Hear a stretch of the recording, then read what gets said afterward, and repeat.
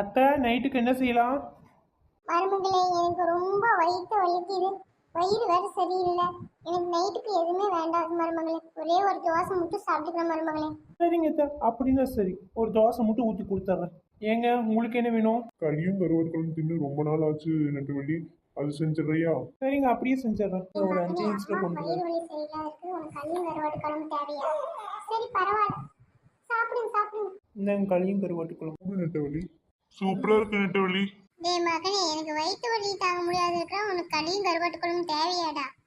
மா மாத்திரை போட்டுக்கலோ, கொஞ்சம் சாப்பிடுங்கம்மா. அத்தை உங்களுக்கும் கொண்டு வரட்டுமாங்க அத்தை? இவகிட்ட கேட்டோம்னா இந்த கிழவிக்கு நல்லா தான் இருக்குது, எங்க வயிற்று வலின்னு சொல்லுவாளே. என்ன பண்றது, நம்மளுக்கு களியும் கருவாடு குழம்பு தான் முக்கியம். சரி, சொல்லிடலாம். எனக்கு கொஞ்சம் கொண்டு வா மருமகளே. சரிங்க அத்தை, கொண்டு வரேங்க அத்தை. இந்த களியும் கருவாடு குழம்பு சூப்பரா இருக்கு மருமகளே.